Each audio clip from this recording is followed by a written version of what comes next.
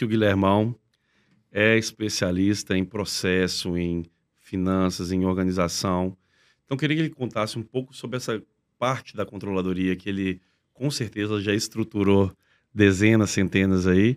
Como que funciona? O que você via que era mais importante nessa parte de estruturação, de KPIs, de planejamento, de criação de forecast, de planejamento orçamentário também, né? Tanto Legal. estratégico quanto orçamentário. E esse é tanta coisa, pessoal, mas acho que ele vai conseguir resumir bacana para Não, a eu acho que gente. assim, Alisson, a primeira coisa é a gente olhar que a gestão de uma empresa, seja na função que você tiver, né? Se você estiver no conselho, estiver como CEO, ou se você for um acionista, né? Que eu tive nessas três posições aí, né? Ah, você tem que ter talvez até pelo meu viés financeiro, eu diria que o olhar da empresa precisa ver a empresa como uma geradora de fluxo de caixa. Com Então, certeza. esse é a base, né? A gente diz que cash is king, né? O caixa é o principal. E a gente tem que entender do ponto de vista operacional, isso não é todo mundo que consegue, eu acho que vou chamar de uma arte, ou essa habilidade, ou essa capacidade de conseguir integrar a visão da operação com o financeiro, eu acho que é o que faz uma diferença muito grande. Aí os sistemas de controle, você conseguir fazer ferramentas de BI que tenham flexibilidade para você fazer cortes e cruzamentos que não são é, necessariamente tão óbvios, né? E que as pessoas não estão olhando.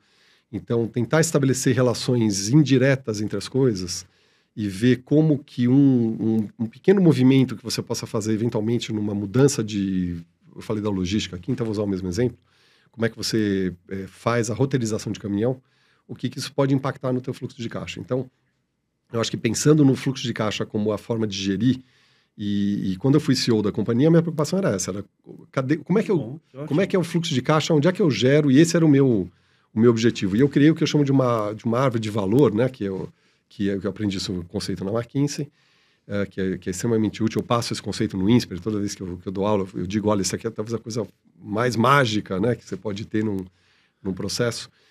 E ele vai passar por uma necessidade de um controle interno financeiro, cruzamento de relatórios, de você conseguir misturar indicadores financeiros com indicadores operacionais, trazer o que a gente pode chamar de indicadores de pessoas, né, que também tem que estar presentes. É, porque tem que ter entender sobre o headcount, sobre o turnover. Turnover. Tem gente que não dá valor, mas é muito importante, né? Você tem que integrar. E aí, nessa função, seja para você tocar a companhia como um CEO, seja como conselheiro, né, que você tem que olhar o resultado, se você tem essa leitura e você consegue entender onde é que estão as alavancas-chave de valor da companhia, eu acho que dá uma leitura que é ímpar, né? E quando você evita catástrofe e, ao mesmo tempo, você consegue trazer Você consegue desempenho ajustar, superior.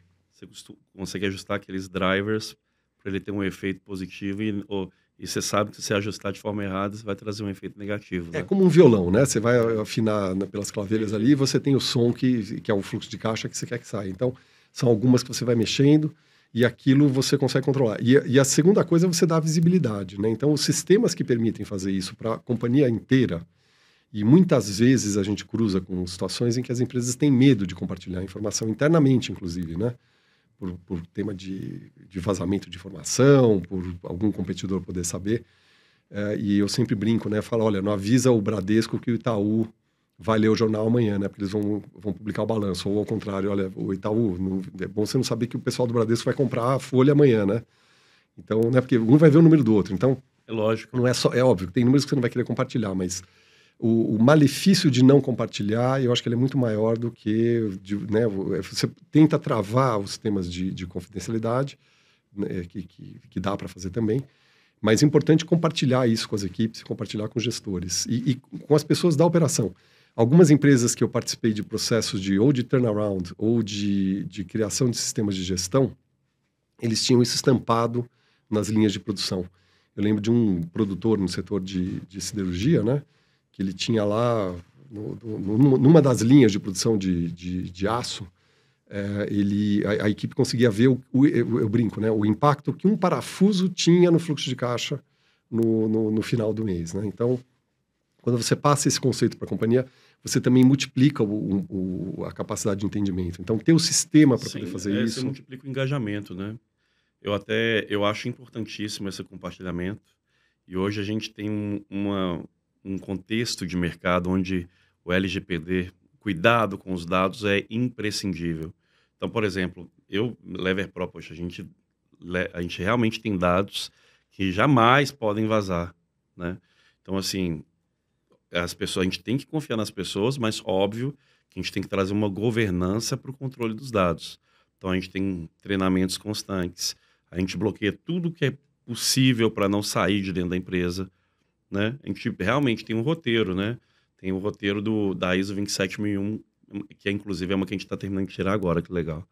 Mas é tanta norma, mas aquilo ali te deixa mais tranquilo. Mas eu concordo totalmente. É impossível a pessoa até comemorar com você ali um time comercial, se ele não sabe quanto que você está faturando, quanto que você cresceu em relação ao ano anterior.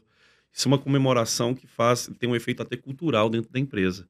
Esse compartilhamento de informação. Gente, eu já vi um CEO falando, corta, contabilidade não pode ver mais a DRE e o balanço. Eu falei, vai trabalhar como então?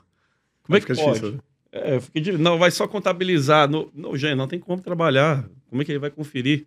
Então, eu já ouvi até coisas absurdas desse tipo. E aí, você vai ter os níveis, né? Então, você vai ter o conselho que vai ver alguns indicadores e que tem que mergulhar em outros, né? Em alguns momentos, o bom conselheiro vai olhar onde é que esse negócio desdobra.